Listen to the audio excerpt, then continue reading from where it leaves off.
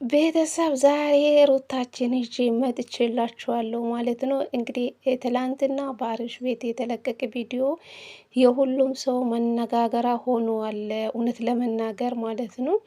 ሩታ እንዴት ባሏን ከቤት አስወጣች አበዛችሁ የምትሉ ሰዎች አላችሁ። ሩታ አሁንም ትክክል ናት። ቤተሰብ ትንሽ እስኪ አስቡ። እሱ ያላስወጣ ሰው አለ። ገባችሁ? እዚህ ጋር ሁለት ነገር ወዶ አይሆኑም። ወደ ትዳር ማመለስ ካለበት ራሱን አስተካክሎ ወደ ራሱ ተመልሶ ልጅና ሚስቱ የሚፈልግ ከሆነ ወደ ራሱ መመለስ አለበት። እንዴት ሩታን ይሄን ነገር እያየች እንዴት ነው የምትቀበለው? እስኪ እናንተ ቆማችሁ እስቲ አስቡ። እግዚአብሔርን ሩታ እኮ ልክ ናት። እስኪ ባለፈው እሺ ሩታ ወደ አዲስ አበባ ተመለሰች አይደለ? እሱ ምን እየሰራ ነበር ቲክቶክ ላይ አያችሁ? እስኪ አንዳንዴ ቆም ብላችሁ አስቡ። እሱ እኮ ቤት ገዛላት፣ መኪና ገዛላት። ከዚህ በላይ ምንድን ነው የምትፈልገው? አብርሽ አዛዘነኝ የምትሉ ሴቶች አላችሁ። እግዚአብሔር ሩታ የምትሰድቡ ሰዎች አላችሁ። እስኪ እናንተ በሩታ ቦታ ሆናችሁ ነገሩን አስቡ። ጌታን ነው የምላችሁ።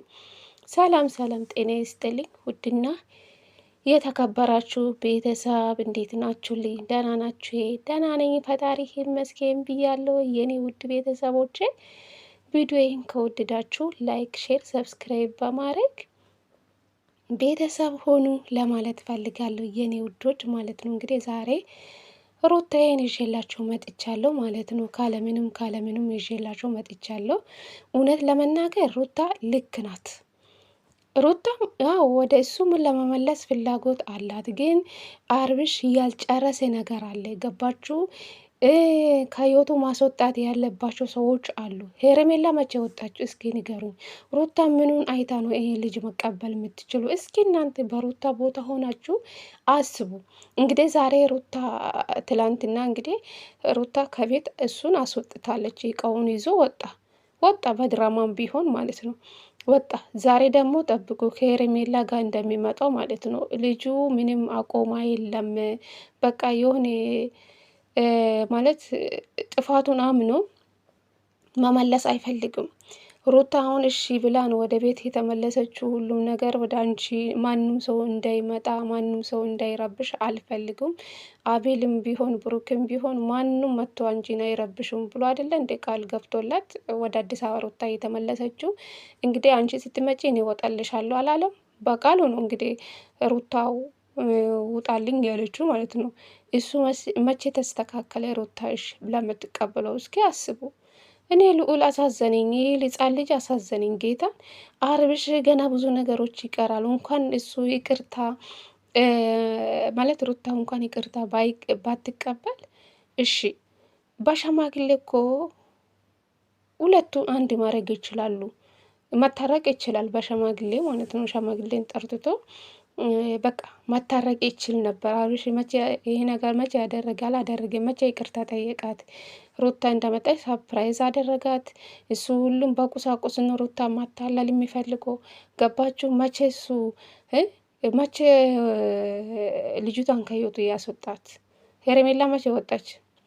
ሩታ ምን አይታ ነው ይሄን ነገር የምትቀበለው? እስኪ አንዳንዴ ቆም ብላችሁ አስቡ። ሳትናገሩ በፊት ቆም ብላችሁ አስቡ ማለት ነው። ደግሞ እኔ በህፃን ልጅ ባትሸቅሉ ደስ ይለኛል። እኔ እግዚአብሔርን ለምንድነው ቴምበል ምናምን የምትጠቀሙ? እኔ በጣም ነው የምፈራው። ምን አለ ይሄ ህፃን ልጅ ገና 2 ወር ሞላ እንዴ? 2 ወር ሞላ። እሺ 3 ወር ያልሞላ ልጅ እንዴት ነው እንደዚህ ነገር የምትጠቀሙ? እኔ በጣም እየፈራው። እግዚአብሔርን ከሰው አይን ይጠብቅ። እግዚአብሔር ያሳድግላችሁ። ግን ለልጆቻችሁ ብላችሁ ብትኖሩ ብዬ ተመኞ።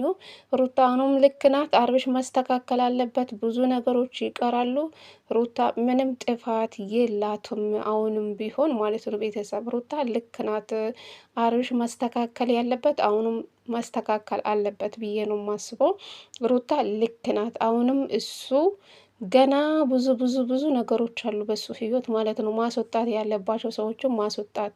ሩታና ልጁ የሚፈልግ ከሆነ ከሚስቱ ጋር በቃ መኖር የሚፈልግ ከሆነ ከሱ ዙሪያ ላይ ያሉ ሰዎቹ ማስወጣት፣ ለብቻ ወደ ራሱ ተመልሶ መኖር አለበት። ለምን 1 ሳምንት ቢሆን ሮም ለምን ተከራይቶ አይኖርም?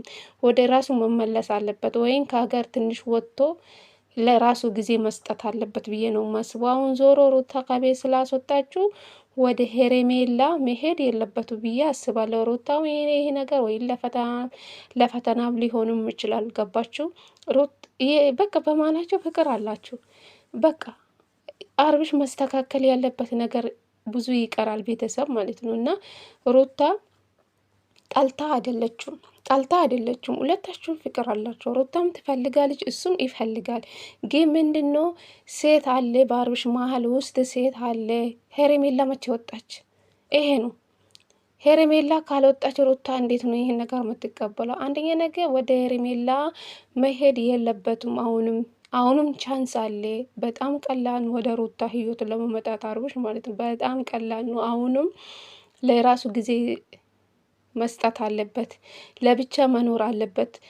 ከነ አቤላ ከነ ብሩኬ ነገር ወጥቶ ከራሱ ጋር መሆን አለበት። ለአንድ ሳምንት ለሁለት ሳምንት ማለት ነው። ሩታ ደግሞ ሁኔታን አይታ ልትታረቅ ትችላለች። ገባችሁ? አሁንም ጊዜ አለ። አሁን እሱ ዛሬ ሩታ ከቤት አስወጣችሁ፣ እሱ ደግሞ ከሄርሜላ ጋር ይመጣል። ሌላ ጥፋት። እኔ እንጃ፣ ይሄ ነገር አላምንም። አሁን ሩታ ልክ ናት። አሁንም አብርሽ ወደ ራሱ መመለስ አለበት። ሩታ ልጇ ነው ቁጭ ብላ እያሳደገችው ያለችው ማለት ነው። በዚህ ሰዓት ልጅና አባት መለያየት የለባችሁም። በመሀል ልጅ አለ። እናትና ልጅ እናትና አባት ወዮ እናትና ባል መለያየት የለባችሁም። ምክንያቱም ልጅ አለ። ልጅ ያለ ሰዎች መቼም አይለያዩም። አሁንም መስተካከል አለበት ብዬ ነው የማስበው። ቤተሰብ ስለተበተብኩ በጣም ይቅርታ። ስለዚህ ሩታ አሁንም ልክ ናት። አብርሽ መመለስ ያለበት አሁንም እሱ ነው መመለስ ያለበት። ሩታ ያለችው ቤቷ ነው። ከቤቱን እያስወጣችው ሌላ ምንም ጥፋት የላትም ሩታ አሁንም ማለት ነው። እና አንዳንድ ሴቶች የፈላባቸው ሴቶች አላችሁ፣ ወደ ራሳችሁ ተመልሱ። እኔ ሩታ ቦታ ቢሆንስ ብላችሁ አስባችሁ ታውቃላችሁ? አታውቅም። ስለዚህ ዝም ብላችሁ እንዳገኛችሁ አታውሩ ለማለት ፈልጌ ነው። እሺ፣ የራሳችሁ ህይወት ኖሩ። ወይን ለሰብስክራይብ እና ለቢዩ ብላችሁ የሰው ስጋ ባትበሉ መልካም ነው ብዬ አስባለሁ። ሩት